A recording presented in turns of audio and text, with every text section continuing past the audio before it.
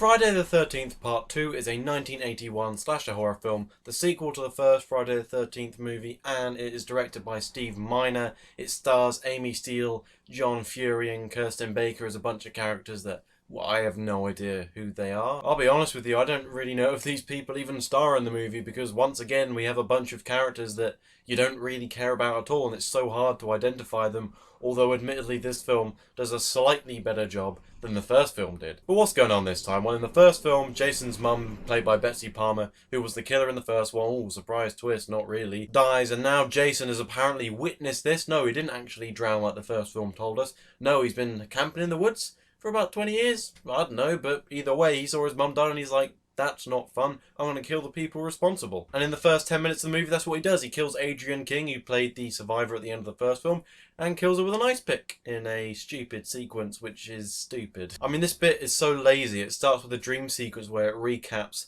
through like direct cuts from the film. Like, it just takes scenes from that and like stick it in a dream sequence and replay it.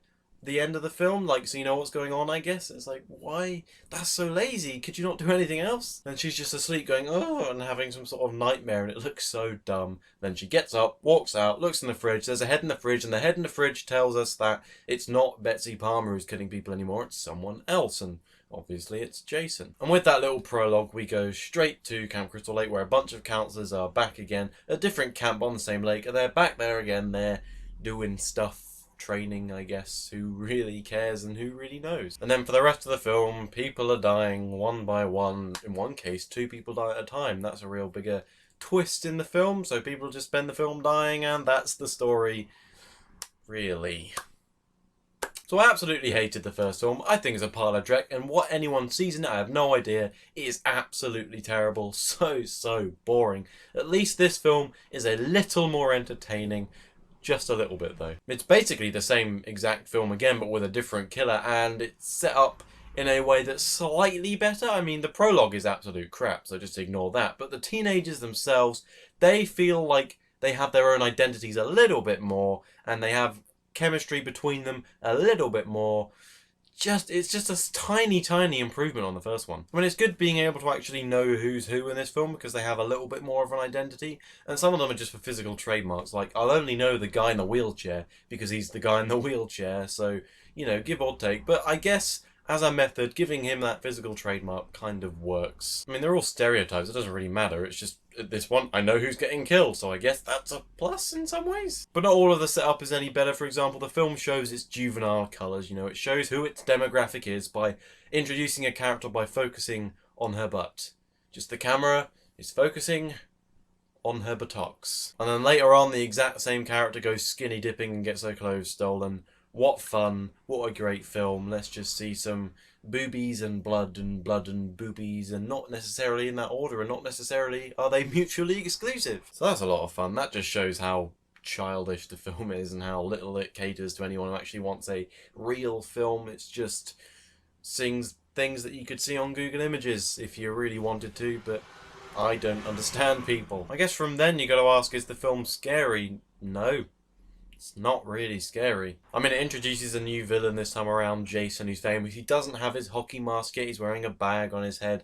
Is it creepy? No, not really. The music thinks it can be creepy. Like, again, Halloween. That music was genuinely creepy. It's really good music. In this film, it's just wah, wah, wah, wah, fucking violins all the time. That doesn't make everything scary when you do it like 50,000 times in the film. It's not terrifying hearing that music, unlike in Halloween, where all he has to do is go buy in a car and you just hear the music coming out, do, do, do, do, and it's like, well, that's kind of unsettling. This film can't accomplish anything like that. There's a point in the film where some of the elder counsellors or whatever go to the pub and have some beers and leave the younger ones back at the thing.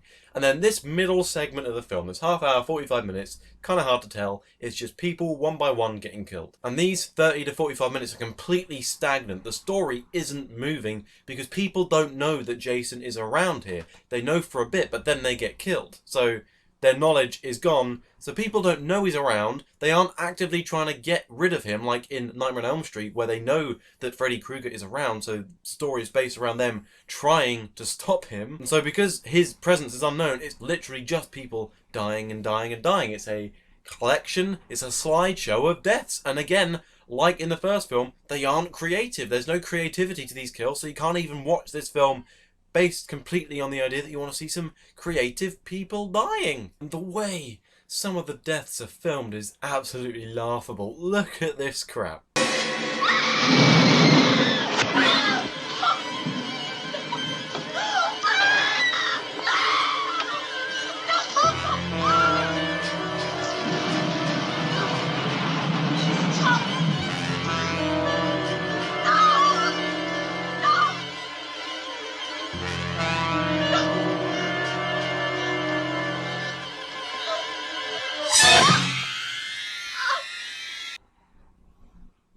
I mean, did you see how awful that was? That's not how you make suspense. It's so bad. So again, if that's what you want from these films, fair play to you. I'm not going to judge you, but you should really be watching A Nightmare on Elm Street. That has actual, genuine creative kills. This is just people getting stabbed. What's the creativity? Oh, well, once we'll stab with a machete. Okay, that's one thing. What else should we do? Oh, I know. We'll start with an ice pick. Yeah, we'll stab them with an ice pick. Yeah, that's a good one. Oh, what else can we do? Oh, a spear. We can stab them with a spear. That's good stuff. That's not any form of creativity. Stabbing with different kinds of utensils isn't fun to watch in any level. So you lose it on the basis of it being fun. And it's also not scary. And there's also no suspense. So what is there to like? Well, again, I've said I preferred it slightly to the first film. Some people call this the favourite in the franchise. If this is the peak of the franchise, then I may as well just give up now. It's absolute cack. I mean, even the climax of the film where the main people finally get back, and these are the ones that we're going to see survive/don't survive again, not going to spoil it, but they're the ones that last longest. So Jason's chasing them, and it's just a series of wah, wah, wah, wah, and then just silly shooting, and it's like, oh, what are you doing? You're just missing them, and they're hiding behind trees, and it's like a Scooby-Doo freaking cartoon. It's not scary. There's no suspense. These chase scenes are stupid. Just end the film. The only reason this film is more enjoyable is because of slightly, and I do mean slightly, better characterization of the characters, and also because more people are dying in this one. And that, I know I said they're not fun, but at least it's something, you know, to watch, to actually see. And, oh, just the rest of it is so crap. I mean, it's not painful to watch like the first film was, in my opinion. This film is slightly better, a little bit more upbeat, but at the same time, it is still an absolutely awful film. If it's the peak in the franchise, and I freaking hate it, I mean, God, why do people like this? I can't find anything else on YouTube except for positive reviews. But then you look at... there's just nothing. It completely boggles my mind why people like it. I don't understand it, and to be honest, I don't think I ever will. I give Friday the 13th Part 2 a 4 out of 10. People say this is the peak of the franchise. It's a pretty low peak. It's like Dante's peak level of peak. But what did you think of Friday the 13th Part 2? Do you agree with me and you think it's a pile of crap, or do you disagree and actually think that the Friday the 13th franchise is one of the best franchises out there, best slasher films out there, blah blah blah blah blah? If you think that, fair play to you, not going to judge, and I'd actually really like to hear why you think that in the comment boxes below. And if you like this video, please like and favourite using the buttons below, you know what to click. And if you really like this video and you want to see more, please subscribe, because there's always going to be more content, and it helps me more than you know. But thanks again for watching.